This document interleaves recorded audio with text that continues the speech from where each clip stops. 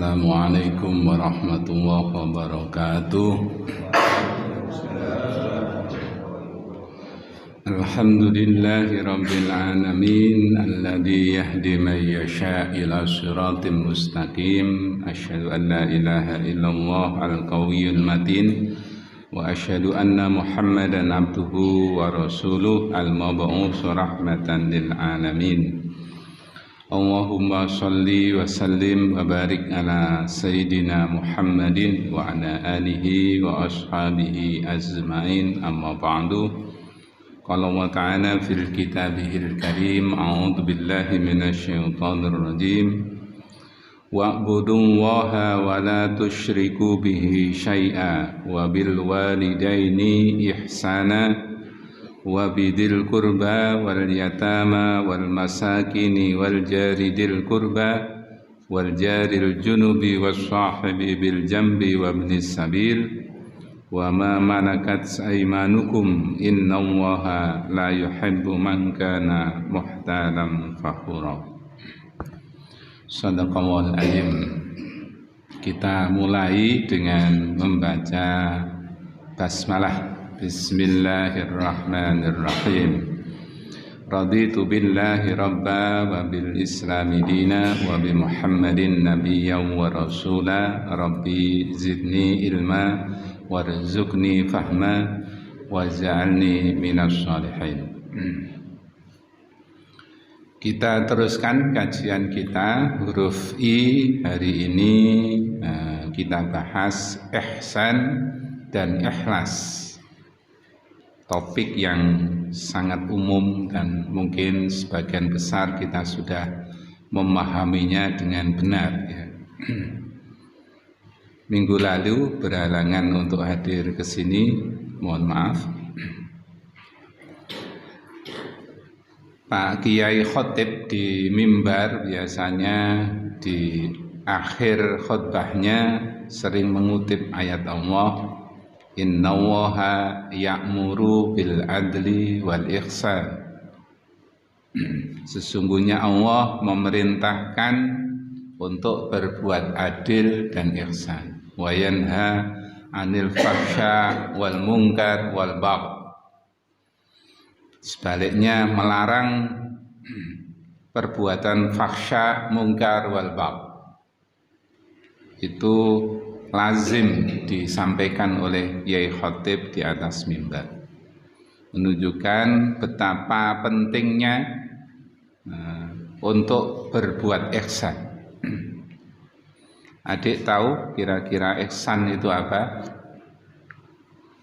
Kalau diambil dari kata dasarnya itu kan husn atau hasan, nanti bisa menjadi hasanah, menjadi isim, menjadi ihsan.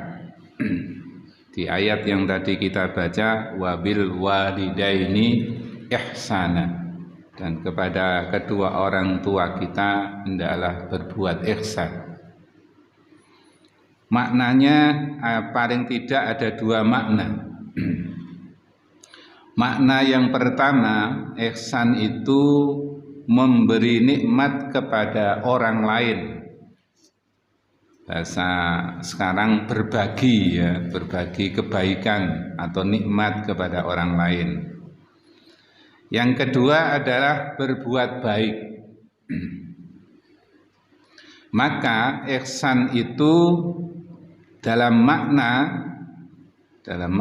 yang kita fahami adalah berarti berbuat baik untuk memberi kepada orang lain. Ada tambahannya, dengan ukuran yang lebih dari yang biasa. Misalnya ada orang memberi zakat. Zakatnya zakat fitrah. Zakatun nafas, zakat pribadi-pribadi itu biasanya lazimnya diberi ukuran 2,5 kilogram gitu ya. Ada yang menentukan 2,75 kilogram. Nah, karena dia kepingin berbuat ihsan, maka ukurannya dilebihkan. Atau misalnya memberi, karena dia orang yang mendapat rukhsah tidak berpuasa, karena misalnya sakit, yang sudah tua renta sakit, tidak kuat puasa, kan dia tidak bisa mengqadha puasanya, maka dia mengeluarkan fidyah. Fidyah itu dalam bentuk ta'am, makanan kepada orang lain. Ukurannya ya seperti yang dia makan sehari-hari. Tapi ada sebagian yang hanya dengan bahan pokok memberi beras ya. Nah, karena dia kepingin ihsan, maka diukur dengan makanan yang kira-kira harganya tidak biasa. Mungkin kalau satu paketnya 15.000 sekali makan, dia lebihkan menjadi satu kali memberi makan mungkin harganya 25.000. Jadi berbuat baiknya itu tidak lazim biasa, tapi ada nilai lebihnya. Jadi kita maknai ihsan itu berarti berbuat baik untuk memberi kepada orang lain dengan ukuran yang lebih. Ini kita bisa terjemahkan dalam banyak bagian ibadah yang kita lakukan sehari-hari. Sholat misalnya wajibnya kepada kita itu kan sholat 5 waktu. Nah, karena kepingin berbuat ihsan kepada Allah Subhanahu wa Ta'ala, maka sholatnya ditambahi dengan sholat-sholat sunnah, misalnya sholat sunnah rawatib, ditambahi dengan sholat sunnah nafilah, ya, tambahan-tambahan seperti qiyamul lail, sholat duha, seperti ayat yang tadi dibaca oleh Ustadz Zainal. Bahkan ada sahabat yang sangat istimewa, setiap kali selesai wudhu, dia menambahi dengan cara sholat syukur wudhu, dalam rangka untuk ihsan, ya, ihsan dari perbuatan-perbuatan yang dianjurkan oleh Allah Subhanahu wa Ta'ala. Nah, tentu kalau dicari macam-macamnya, ihsan itu cakupannya sangat luas sekali. Yang paling utama adalah ihsan kepada Allah Subhanahu wa Ta'ala. Bagaimana kita ibadah kepada Allah itu tidak sekedar beribadah, tetapi ada nilai ihsannya di situ, diperbagus. Termasuk yang tidak salah pentingnya ketika menghadap kepada Allah, pakaian kita gunakan pakaian yang bagus. Ya, adik-adik sering kan melihat orang sholat di masjid, terus di punggungnya ada banyak iklan. Itu kadang-kadang yang belakang itu ya Masya Allah ya ikut terpengaruh sholat sambil membaca punggungnya karena ada tulisannya. Dengan saya pernah nyampaikan barangkali kepada antum semua, ada orang sholat pakai baju batik, boleh apa enggak boleh? Ya boleh saja, tapi batiknya itu loh Mbak, ya yang ukurannya pantas. Masa ada pakaian batiknya itu gambarnya lukisannya ternyata gambarnya orang yang tidak berpakaian, suku adat tertentu lah, itu kan tidak pantas. Nah, pokoknya orang kadang-kadang sepenting sholat ya pakaiannya. Perjalanan ke Solo mampir ke Sragen itu takmirnya menyediakan pengganti ya, baju pengganti, terus ditulisi. Nah, bagi siapa yang sholat berpakaian kaos tambahi oblong gitu ya, kaos oblong, maka dianjurkan berganti dengan pakaian yang sudah disediakan oleh takmir masjid. Di situ kita lihat di almarinya pakaiannya bagus-bagus, ada stempelnya masjid apa namanya itu ya, lupa saya namanya, di Sragen. Dalam Al-Falah nggih. Nah, kalau kita selama ini kan kebanyakan hanya menyediakan sarung. Nah, kalau ini enggak, sarung dan sekaligus pakaian supaya ketika beribadah kepada Allah dia menjadi ihsan, menjadi bagus. Yang kedua adalah ihsan kepada sesama manusia. Nah, itu rinciannya jenengan bisa baca di surat An-Nisa ayat ke-36. An-Nisa ayat 36 itu sebagian ihsan kepada manusia itu sudah dirinci oleh Allah sedemikian rupa. Wa'budullah, beribadalah kamu kepada Allah, wala tusyriku bihi syai'a, dan jangan berbuat syirik kepada Allah dengan Tuhan-Tuhan lain, ya. Wabil walidaini ihsana, yang diutamakan pertama kali adalah ayah ibu, orang tua kita. Adik-adik ini kalau masih punya orang tua yang masih hidup, muliakan bapak ibu Anda, ya. Hormati ayah ibu Anda, sayangi ayah ibu Anda, bikin beliau-beliau itu jangan sampai merasa bahasanya emosi, ya, bangkel kepada anak-anaknya. Kalau lama di panti seperti ini terus pulang ketemu ibu atau bapak kita, rangkul, cium orang tua kita, cium tangannya orang tua kita. Bahkan ada yang sampai penghormatannya luar biasa, ya, sujud di kaki orang tua kita untuk mendapatkan ridhonya orang tua kita. Jangan sampai menjadi anak-anak yang membuat orang tua murka. Kalau orang tua sudah murka, Allah juga akan ikut murka. Hafal hadisnya adik-adik, ya. Ridallah fi ridal walidain wa suhtullah fi suhtil walidain. Sekedar contoh, saya merasakan ketika dulu masih sekolah, masih kuliah, dapat nilai bagus bukan karena sergebnya sinau atau belajar. Salah satu yang membuat nilai bisa bagus adalah karena doa orang tua, terutama ibu kita, ya. Ibu kita. Mintai doa ibu kita supaya betul-betul ridho dan ikut mendukung dengan doanya supaya anaknya menjadi anak yang sukses, gitu, ya. Saya pernah mendengarkan ceramah di salah satu YouTube ya, atau ceramah langsung, saya lupa, ya.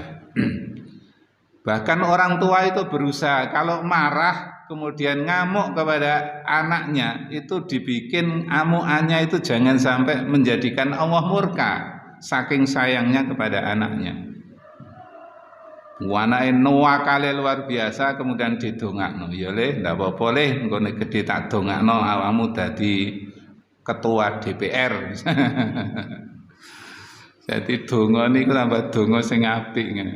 Sebab kalau orang tua sudah kadung marah dan marahnya dilampiaskan kepada anaknya, anaknya saking bangkelnya kepada orang tua, Gusti Allah juga ikut marah kepada kita. Yang orang tuanya masih lengkap, ayah ibu angkat tangan.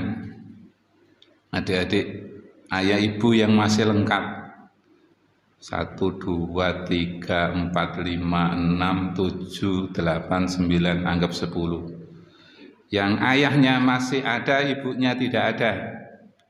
1, 2, 3. Yang ayahnya tidak ada, ibunya masih ada. Oh, tidak ada. Nah, ayah ibu Anda, ya, yang tadi 10 masih jangkep, masih lengkap. Jadi kalau diberi libur seperti kemarin, berapa liburnya? 4 hari. Okay. Kesempatan ketemu orang tua Anda, hormati, sayangi orang tua. Karena perintah di ayat ini pertama kali adalah wabil walidaini ihsan.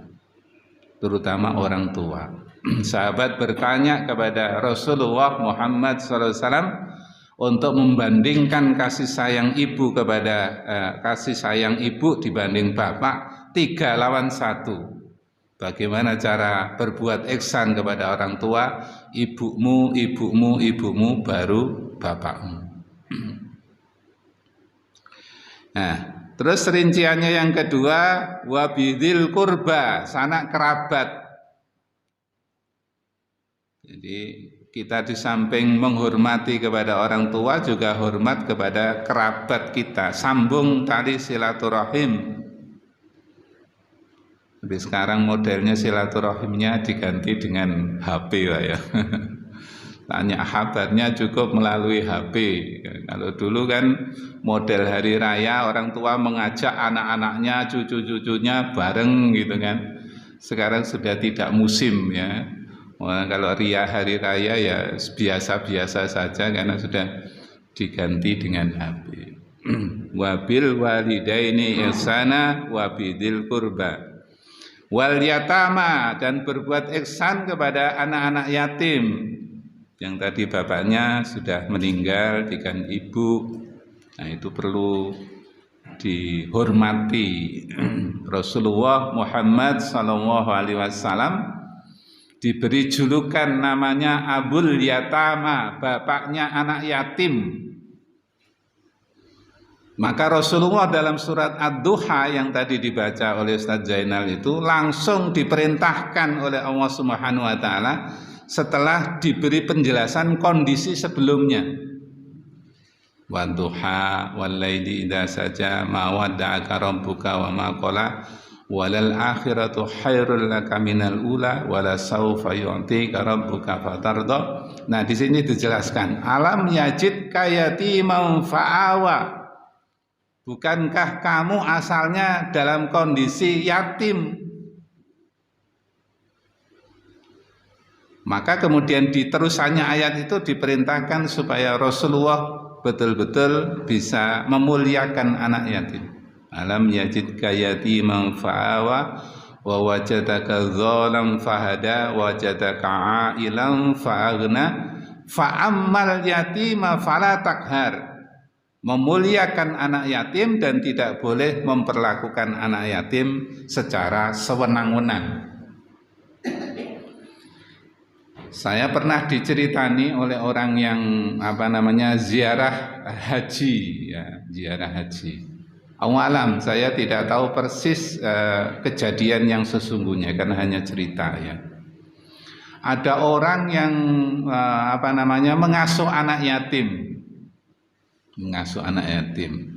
Kalau dapat bantuan dari luar untuk santunan anak yatim ini, ternyata disalahgunakan ya, disalahgunakan oleh orang yang mengasuh anak yatim itu. Terus dia berkesempatan naik haji, menurut cerita yang saya dengar ini, naik haji sampai di sana di Masjidil Haram.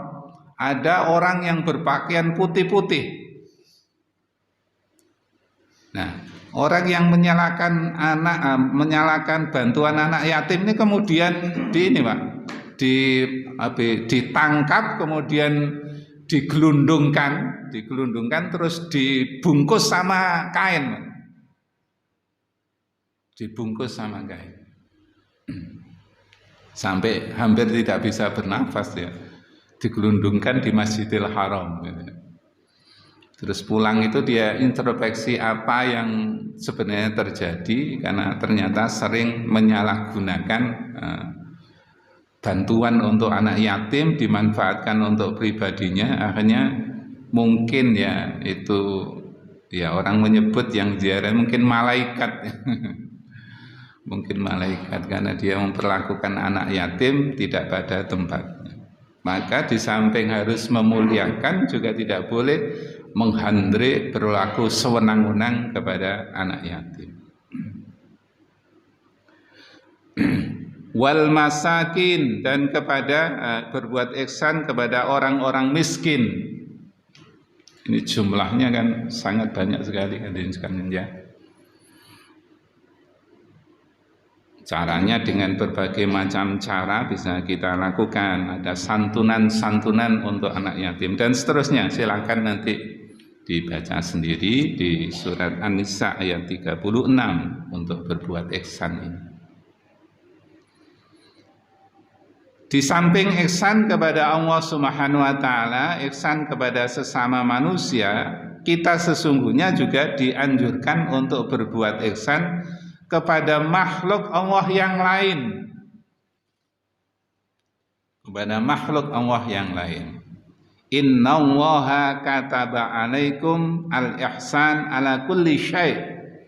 Sesungguhnya Allah mewajibkan atas kamu sekalian al-ihsan, berbuat ihsan ala kulli syai', atas segala makhluk Allah yang lain. Saya dengar sekarang kalau masang banner itu dianjurkan tidak boleh maku banner di pohon-pohon. Cukup dicancang gitu ya. Tapi saya lihat masih banyak orang masang banner paku gitu ya pohonnya. Karena pohonnya juga ikut merasakan sakit.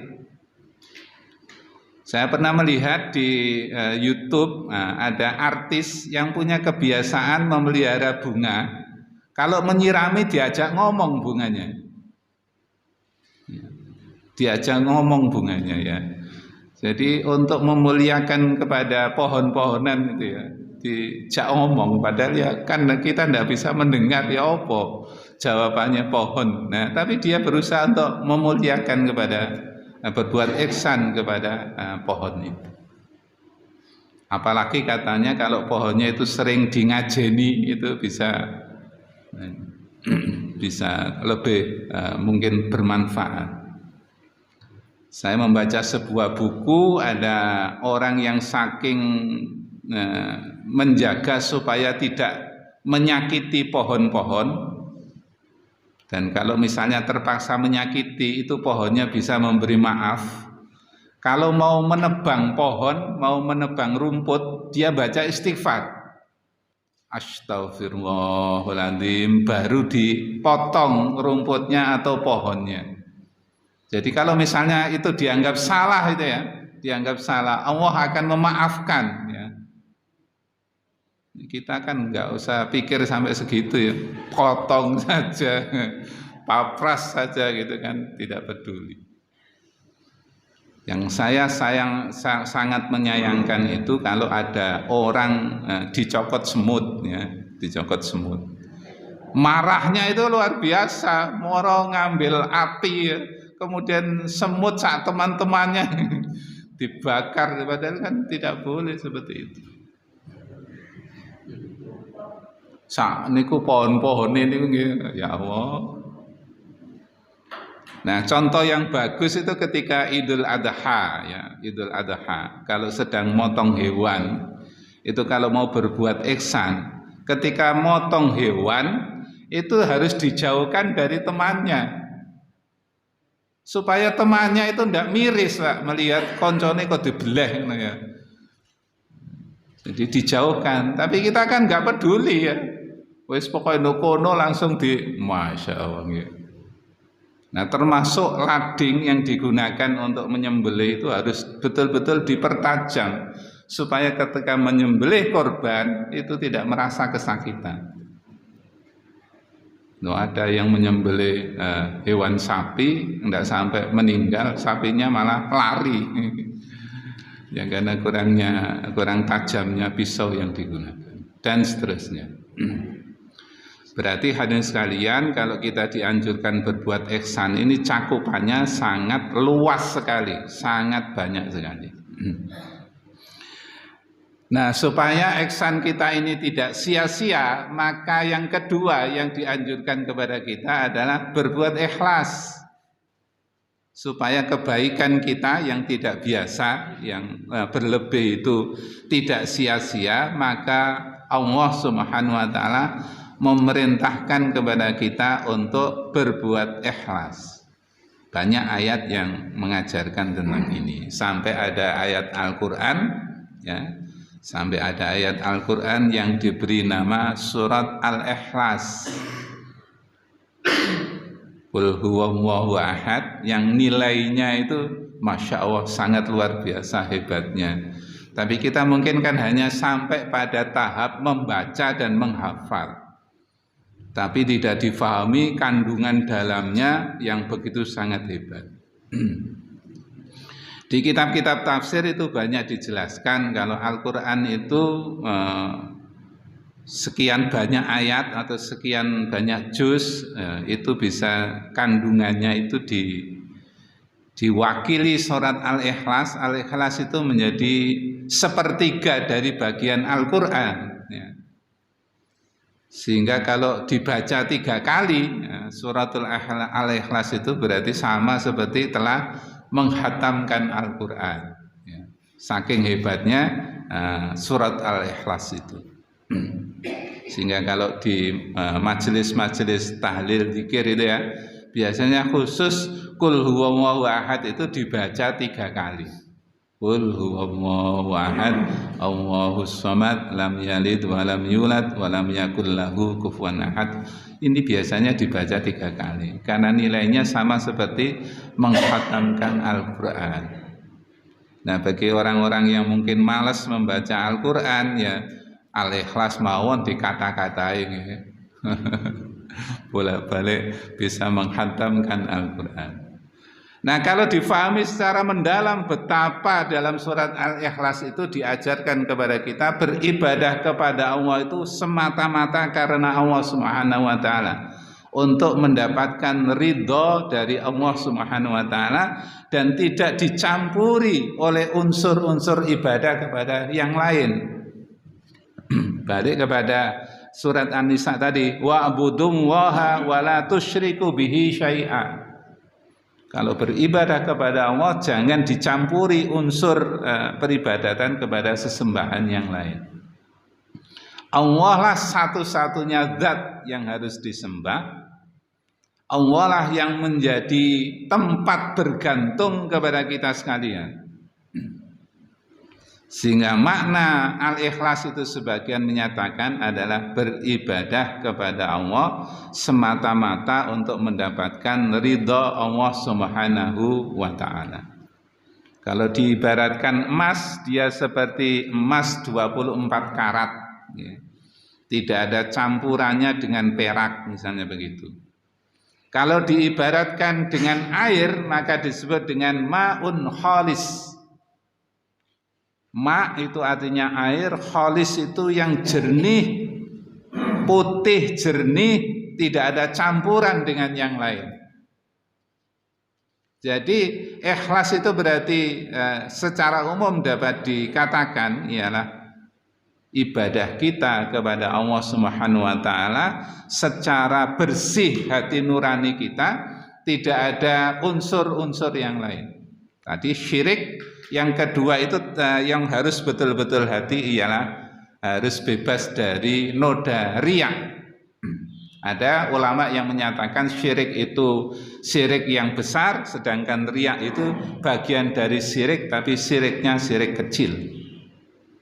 Nah, supaya ibadah kita kepada Allah Subhanahu wa taala itu betul-betul dikatakan ikhlas, berarti harus bebas dari noda syirik besar maupun syirik kecil. Sudah siang Pak, Bapak-bapak, Ibu-ibu ya. Nah, kita akhiri, nanti bisa diperdalam lebih lanjut. Ikhlas itu kemudian dibagi menjadi 3, dilihat dari pelakunya. Ikhlas yang pertama adalah ikhlasnya orang yang ahli ibadah. Namanya ikhlas abidin.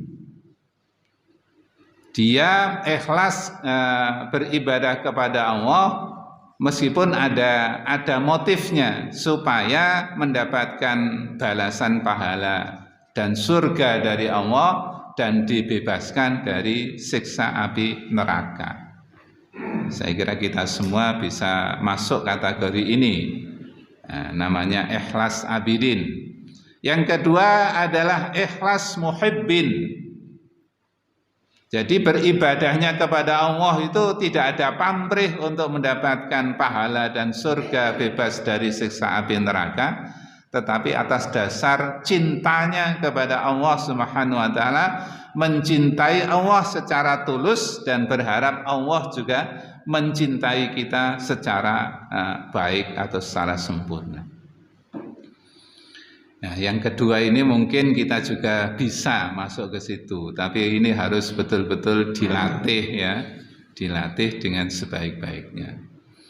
Sebab kadang-kadang motif ibadah kita itu bukan karena cinta kepada Allah, tetapi karena kepentingan tertentu. Yang terakhir adalah ikhlas arifin. Ikhlasnya orang-orang yang telah ma'rifat,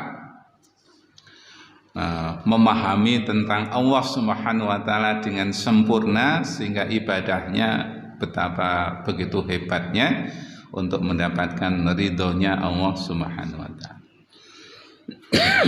Nah, doa kita mudah-mudahan kita diberi kekuatan lahir dan batin oleh Allah Subhanahu wa taala untuk berbuat ihsan.